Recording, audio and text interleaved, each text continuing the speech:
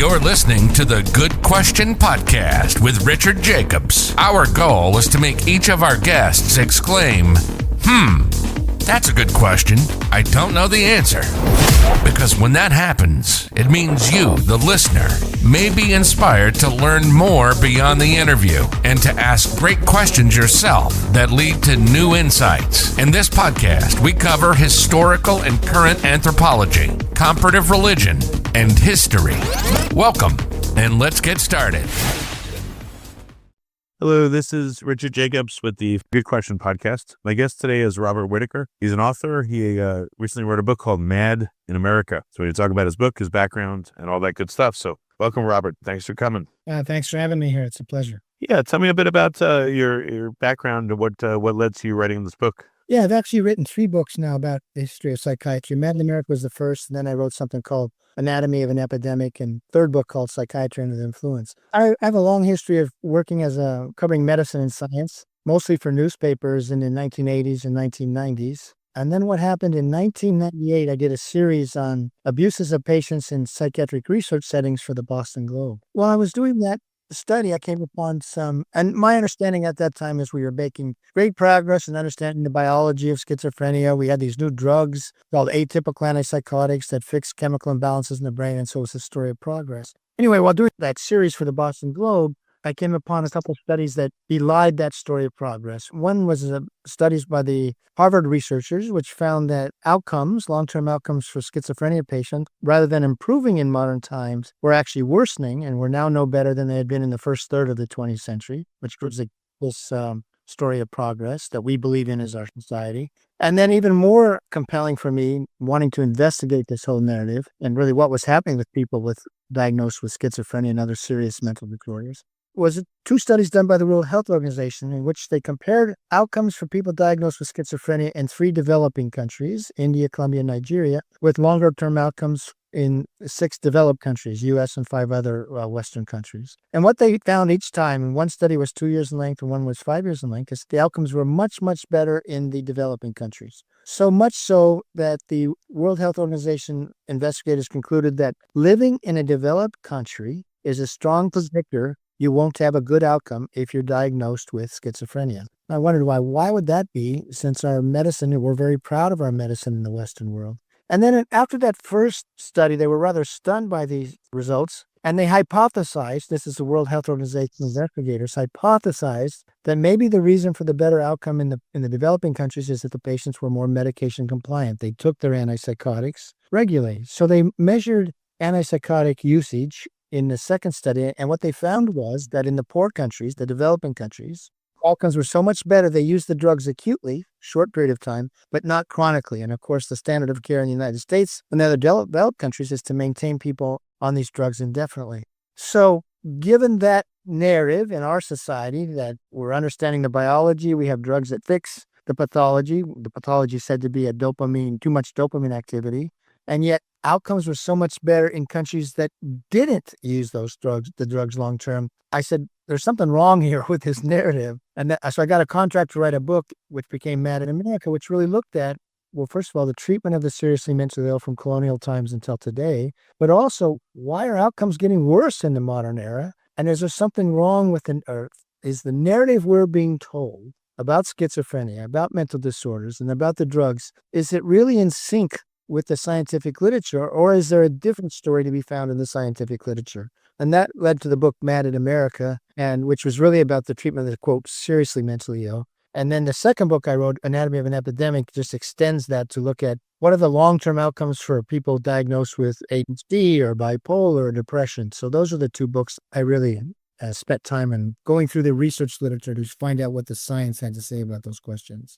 So what do you think is the root cause of the issue of the mistreatment of people with schizophrenia and other psychiatric conditions? Well, the problem really is, there's the mistreatment of people who get diagnosed with schizophrenia, or in old days called insane. That's a recurring theme throughout history. There was a brief time when something called moral therapy held sway, which they reconceptualized the insane as brethren rather than as people to be feared. But the mistreatment of the seriously mentally ill is a common theme in our history. But in the modern times, here's the problem. Antipsychotics were introduced in 1955. And they do seem to have some benefit over the short term in quieting people, making them more able to be with others, that sort of thing. They actually, what they were called initially were called neuroleptics. They took hold of the nervous system. So you can see, and all of a sudden, that's the first thing that happens. Then they found that when they took people off those drugs, they tended to relapse real frequently. So they said, oh, you have to use these drugs long term. And that's the story that guides our care even today. However, if you follow the scientific literature, here's what you see about these drugs. Yeah, they may help stabilize people diagnosed with schizophrenia or psychotic disorders faster. But very early on, they noticed that, in fact, people were now relapsing, coming back to the hospital more frequently than before the drugs arrived. And before the drugs arrived in asylum medicine, say from 1945 to 55, something like 75% of first episode psychotic patients would be released within a year. And at the end of 3 and 5 years, 70 to 75% would be living independently in the community. So it's not true that antipsychotics, the arrival of antipsychotics is what made it possible for people so diagnosed to live outside the asylum. That was happening with great regularity in the decade before the drugs arrived. Anyway, to follow this forward, you start saying, well, my patients are getting better faster, but boy, they're coming back more regularly than before. That's where we even heard the term revolving door syndrome was invented to describe this new clinical course. Then in the 1970s, there were 3 longer-term studies done by the NIMH that compared unmedicated schizophrenia to medicated schizophrenia. And in each case, the group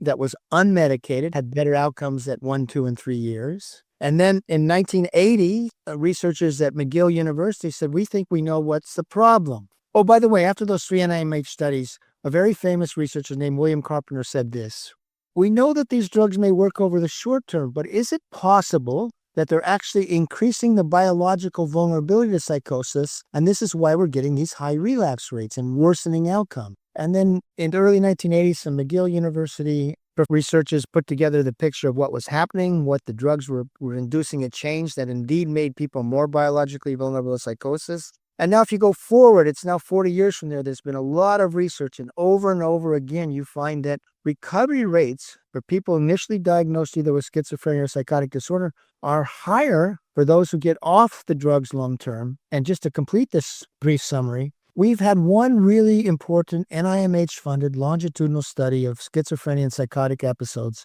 published in the last 50 years. It was done by Martin Harrow and Thomas Jobe, and they began doing their study in the late 70s and early 1980s. And they found that over the long term, starting with year 5, and you see this at year 10 and year 15, those off medication, the recovery rate for those off medication is 8 times higher than it is for those on medication. So roughly 40% of those off medication were in recovery at 5 years versus only 5% of those on drugs. And that was the same at the end of 10 years, 15 years. And the other part of this was they actually had 3 outcomes: in recovery, so-so, and really poor. There were very few who got off the drugs that ended up in the very poor category, whereas for those who stayed on the medications, about half ended up in the very poor category. And so what did the reason? Well, why? What happened to them? Well, they would remain psychotic, anxious, cognitively impaired on the drugs, not working, whereas those who got off the drugs and stabilized off the drugs, they had very low relapse rates, better cognitive functioning. Many went back to work and to school. At one point, about 90% went back to work. So on every domain that was measured, anxiety, cognitive function, psychotic symptoms, relapse rates, employment, socialization, the off-medication group did better. And they concluded in a presentation to the American Psychiatric Association in 2007 that we conclude, speaking to the researchers, we conclude that schizophrenia patients off psychiatric medication long-term have significantly better global outcomes. Now, unfortunately, this sort of result is never communicated to the public because it goes against the narrative that has been told to us by psychiatry and the pharmaceutical industry. So what is the ideal? So to use it when there's acute symptoms for a few months and then to stop it or wean off of it, or only use it when acute events occur? Like what's the protocol? What does it appear to be? What's so great is we have an example of a community that adopted a selective use of antipsychotic protocol in the early 1990s. It was done in northern Finland. It's called open dialogue therapy. And here's what they did. When people first came in, at the first psychotic break, therefore their first interaction with the medical community, they would not use antipsychotics. They'd use intensive sort of psychotherapy and meetings with the person. And the idea was, can they stabilize with a lot of sort of community support in this way? And they, by the way, they would give them sleep medications if they were having trouble sleeping. Now, if someone, and then what they found is many people started getting better over time, which is actually, you find not everyone, but many people got better over time. And over the long term, they found that 67%, and they did this for 20 years of research, 67% of their first episode patients never needed to go on antipsychotics. They had a time of psychosis, but basically by the end of 2 and 5 years, they were back to work and school, that sort of thing. Now, there was a second group, if you go in the initial time, that didn't get better. So with this group that didn't get better, about 35%, they would say, will you be willing to take antipsychotics? It may help you stabilize, etc. And this group would get medicated, and actually in pretty low doses, however. Then after about 6 months, they would see who could, of this group that had been placed on drugs, who could come off and who really needed the drugs long term. So it was a selective use model. And they did this for more than 20 years. It's in a place called Tornio in Western Lapland. And so here's how the spectrum of usage played out. 2/3 of their patients, newly psychotic patients, never needed to go on antipsychotic. About another 15% needed them for a time. And then about 20% needed them long-term for whatever reason. So that's like a best use model. You figure out for whom and for how long. It's not an anti-medication model. It's how do we use these medications to achieve the best spectrum of outcomes. And the thing that's so important here is this. What they discovered is that with the proper support after the first episode, and with daily meetings often, meetings with the family and all, people could gradually get better and just have a time of psychosis rather than this sort of chronic long-term course. And that possibility shows up in studies of many types over many years. But we've forgotten about that here in the United States and other developed countries. So the protocol is medicate everybody right away and never try to get them out. I'm talking about people with psychotic disorders, especially with the diagnosis of schizophrenia. And what is clear in the research literature is that over time, long-term use of these drugs exacts a toll, including becoming more vulnerable to psychosis itself. Well, do you think that's because of like drug-induced nutrient depletion, or what do you think is the reason? Well, here's the reason they give, okay? So what antipsychotics do is they block dopamine receptors in the brain, okay? Now, your brain, so in other words, by blocking it, they're diminishing transmission of dopaminergic messages along the different dopaminergic pathways. But the brain, being this extraordinarily plastic organism with all sorts of feedback loops, says to itself, we have a problem. Our dopaminergic system is being blocked. So what we have to do to compensate, what they say, maintain a homeostatic equilibrium, is increase the density of our dopamine receptors. And what that does is it puts the brain into what is called a physiologically dopamine supersensitive state. And what researchers reported beginning in the 1980s is, in fact, this is what made people more biologically vulnerable to psychosis over the long term, and also more vulnerable to relapse when they came off the drugs, because they now had this dopamine supersensitivity. And Harrow and Jobe, when they were trying to explain their outcomes in 2007, referred to this. This is the mechanism, the immediate mechanism that the problem is. The drugs, because they block a normal functioning of a dopaminergic system by blocking receptors, cause the postsynaptic neurons to increase their density of the receptors for dopamine. And now the brain is in a physiologically dopamine supersensitive state. And that is at least the problem that was set forth, the mechanism for these poor long-term outcomes. And that goes back to the early 1980s. Well, what happens if you have an overexpression of dopamine receptors? Do you get like wild mood swings, or like what happens? Well, the thought is that with this increased density of dopamine receptors, you get a lot of problems. It can lead to tardive psychosis. That's sort of a chronic psychosis. It can lead to a tardive dyskinesia. And that dyskinesia is when you get motor movement abnormalities like tics, like your arms will be shooting off all the time, or your eyes will be twitching, or your toes will be crinkling up. And the reason that is, what is happening is this. There are three main parts of your dopamine. In your brain, you have three main dopaminergic pathways. One serves the basal ganglia, which controls motor movement. And so over time, that pathway becomes dysfunctional and you no longer have good control over your motor movements, your involuntary motor movements. And that results in something called tardive dyskinesia. A second part of your brain that is very dependent on dopamine is called the limbic system. This is where you mount emotional reactions to the world. Now, initially, this is one reason the drugs work, because you're muting your limbic system's ability to mount an emotional response. You become quieter, less agitated, that sort of thing. But over time, this limbic system now with dopamine receptors, it now can go into a sort of a hyper state. And that is seen as probably related to why you get this increased risk of psychosis. Now, the third part is in your frontal lobes. Your frontal lobes are dependent upon dopaminergic pathways.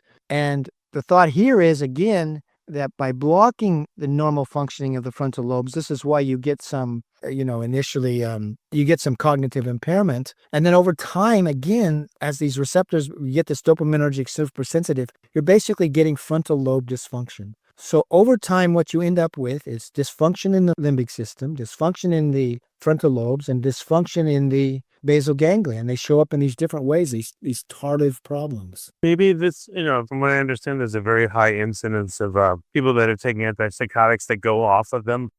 Do you think it's because they just feel horrible, or they feel worse, or, all these things are starting to affect them in maybe a subclinical level? They just don't feel right, and that's why they stop? Why? Didn't you interview Will Hall at some point, I think? I'm not sure about that. Well, Will Hall, he was someone who was medicated at one point. What you hear with great regularity is the drugs make them feel like zombies. They just don't care about the world. And sometimes because of the effect on motor movement, they can't read well. They just feel like they can't participate in life. They have sexual dysfunction and all. So when this often happens like right away, they just don't feel themselves. They don't feel like they can really experience life, and they want to, like anybody else, and they want to come off. They can also cause something called akathisia, which is this extraordinarily painful inner agitation where you can't be still. You pace all the time. You get up and down, and this adverse effect is associated with both suicide and violence. And by the way, if you go back to the 1970s, there was a congressional hearing where they brought patients to Congress to talk about what was it like to be on antipsychotics. And they talked about how they felt it was a form of torture. So, if you were to go on an antipsychotic and try it out, you very likely wouldn't like the feeling either.